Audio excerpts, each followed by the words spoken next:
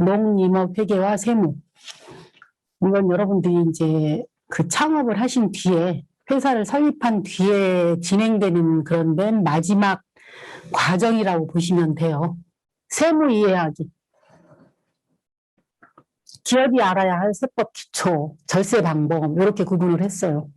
그리고 학습 목표는 우리 기업에 맞는 법과 제도 알아보기. 세법을 따르지 않을 경우 받게 될 불이익을 알고 기업의 업무 지침 마련하기, 이렇게 구분을 했습니다. 기업가가 세법을 모르면 어떻게? 세법 모르면 어떻게 해요? 계속 뭐 세금 두드려 맞는다고 하죠. 그러니까 어떤 법을 지켜야 할까? 기초적인 것만 알려드릴게. 복식부기 의무자인지 간편장부 의무자인지 내가 어디에 해당되는지 알아야 돼요. 그게 전년도 수익 금액이 얼마 이상인 자, 이렇게 구분이 돼 있어요. 뒤에 나와요. 과세사업자, 면세사업자. 과세사업자는 부가세를 끊는, 세금 계산을 끊는 사업자. 면세사업자는 계산서를 끊어야 되는 사업자. 부가세가 안 붙는 사업자예요. 일반 과세자하고 간이 과세자. 연간 매출액이 8천만 원 넘어가면은 일반 과세자, 8천만 원 미만이면 간이 과세자로 이렇게 구분이 돼요. 작년 중간까지는 4,800만 원이었었는데 8천만 원으로 이게 늘어났어요. 간이 과세자가 좀 더 늘렸어요. 그리고 지출증빙. 세법에 뭐를 받아야 지출증빙으로 비용으로 인정을 해주는지. 또 사업용 계좌. 회사 통장에 뭐 이것저것 막 쓰면 안 돼. 그러니까 사업용 계좌를 딱 해서 신고를 하고 그 계좌는 사업과 관련된 것만 취급을 해라. 그런 의미에서 사업용 계좌 제도가 있어. 그리고 전자세금계산서, 전자계산서, 그런 제도가 있어요. 그래서 전자세금계산서, 면세, 그러니까 우리 농임업인도 매출액 3억 원 이상이면 전자계산서를 발급을 해야 돼요. 전자계산서를. 지금 우리가 결산을 하고 나면 세무조정해야 된다고 그러죠. 왜 해야 되는지. 우리나라는 기업회계 기준하고 세무회계하고 달라요. 세법하고. 그래서 세법에 따라 세무조정 절차를 거쳐야 돼.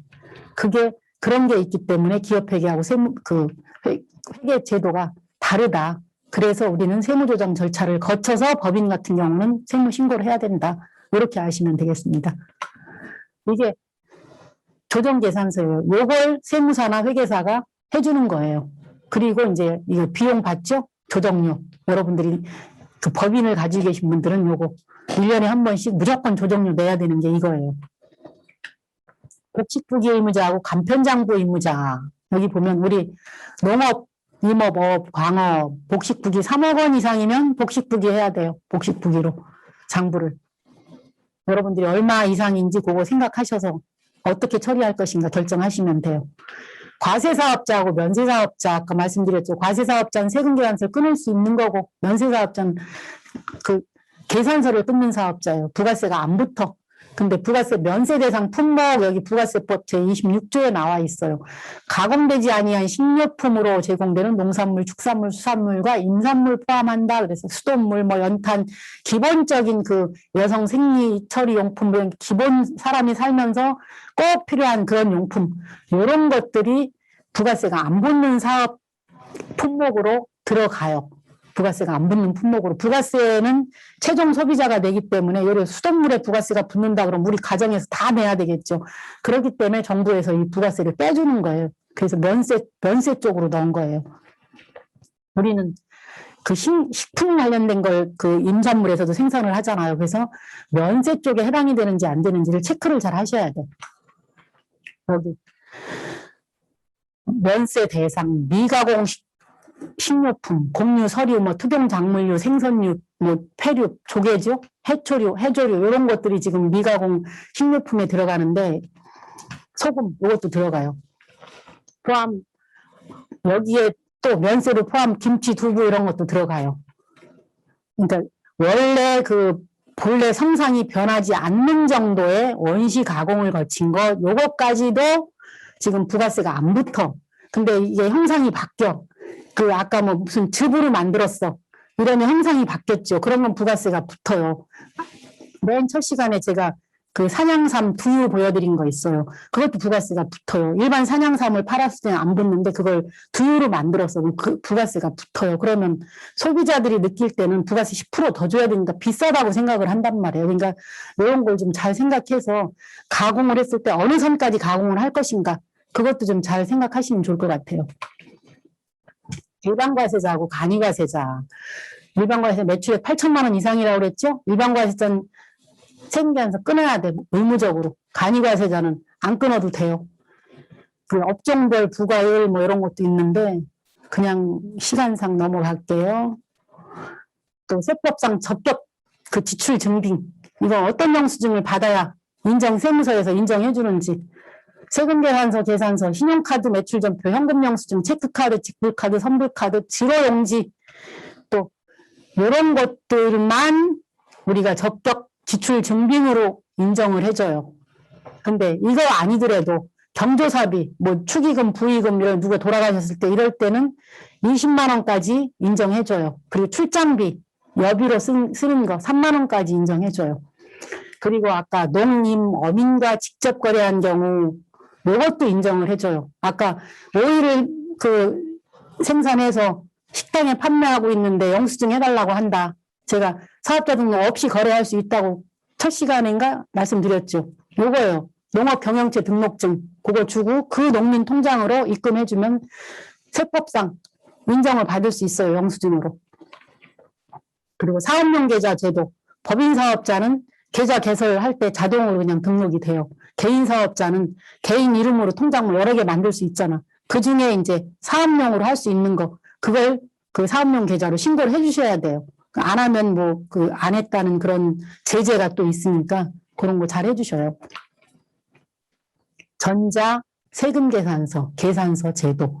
이걸 지금 보면 전자 세금계산서를 발급을 안 했을 때 뭐 여러 가지 제재가 있고 문제가 있는데 국세청 홈택스 이용하시면 무료로 다 쓸 수 있어요. 그러니까 이걸 잘 몰라가지고 그냥 그 회계사무실에 이렇게 해달라고 하고 돈 주고 하는 경우도 많이 있더라고. 보면 제가 그 강의할 때 들어보면 그 농민 그 임업인들 보면 회계사무실에 한 달에 얼마 주면 세금계산서 다 끊어줘요 그러더라고. 근데 이런 거 해주니까 돈을 더 많이 줘야지. 근데 이런 건 그냥 국세청 홈택스에서 그냥 무료로 다 이용할 수 있으니까 그런 방법을 여러분들한테 제가 시간이 나면 다 알려드릴 수 있는데 너무 짧아요. 이게 지금 뭐 한 시간 강의가 한 학기 강의를 한 시간에 압축해서 하는 거예요. 그러니까 이게 전자 계산서가 이렇게 되는 거예요. 부가세가 없죠. 여기 보면 수정했을 때는 여기 수정 사유 이런 것도 기록하게 돼 있어요.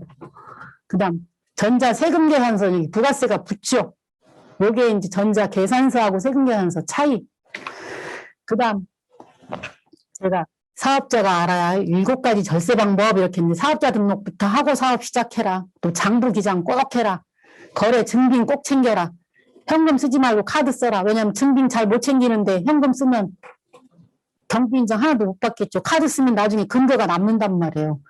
그리고 전기, 가스, 전화, 인터넷 요금도 사업자 명의로 받아라.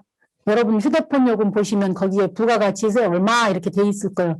사업자 번호 들어갔으면 부가세 공제 받을 수 있어요. 그러니까 그렇게 하셔요. 소득공제, 금융상품 활용, 요란우산 공제 뭐 이런 거 들으면 나중에 세금 낼 때 이거 다 공제 받을 수 있어요. 권리금 이런 것도 지급 뭐 어떤 영업권이나 이런 거 지급했을 때 근거를 꼭 남겨야 돼. 현금으로 주면 안 돼요. 그냥 통장으로 줘야 되고 세금계산서 받아야 되고 그걸 잘 하셔야 돼. 그리고 장부기장 안 했을 때하고 했을 때하고의 그 차이 그냥 예를 그냥 들을게요. 장부기장을 아예 우리 이제 올해 창업했는데 적자 났어. 그럼 장부기장 안 했어. 저는 장부기장 안 했어. 지금 여러분 중에 강의 들으시는 어떤 분은 장부기장을 해서 적자 1,000만 원 신고했어요. 저는 그냥 귀찮고 해서 신고 안 했어. 근데 다음 해 2,000만 원 이익이 났어요. 그럼 저는 어떻게 해요? 2,000만 원에 대해 세금 다 내야 돼. 근데 지금 강의 들으시는 분은 1,000만 원 적자 신고 작년에 했어. 그럼 올해 2,000만 원 이익 났으면 작년에 적자 난 거 1,000만 원 빼고 1,000만 원에 대해서만 세금을 내면 되는 거예요. 그래서 여러분들이 장부기장을 해야 된다, 안 해야 된다? 여러분 판단하세요. 지출증빙 미수치에 대한 불이익이 있어요. 아까 제가 카드 쓰고 또 세금계산서, 계산서 이런 거 받고 현금 쓰지 말라고 그랬죠. 안 받았을 때 어떻게 했냐. 경조사비 20만 원까지는 괜찮다고 그랬어요. 또 거래 건당 3만 원 미만까지는 괜찮아.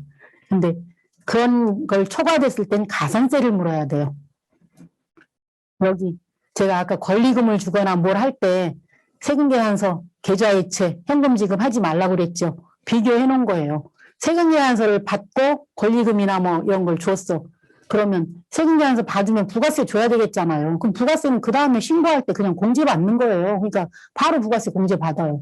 매년 경비인정, 권리금 영업권이라고 해서 5년 동안 상각할 수 있어. 그럼 매년 2천만 원씩 상각해요. 그러면 10% 세율이라고 했을 때 법인세 10%, 지방소득세 1%, 11%, 매년 220만 원씩 어떻게 해요? 세금 공제 받을 수 있어요. 그래서 5년간 1,100만 원을 공제 받을 수 있어. 근데 세금계산서 안 받고 계좌이체 1억 해줬어. 부가세 안 주고. 그러면 부가세 공제 못 받죠. 경비인정 2천만 원 해요. 그래서 요것만 했는데 증빙불비 가산세 이게 여기서 붙어요. 그래서 900만 원만 공제 받을 수 있다. 절세할 수 있는 금액이.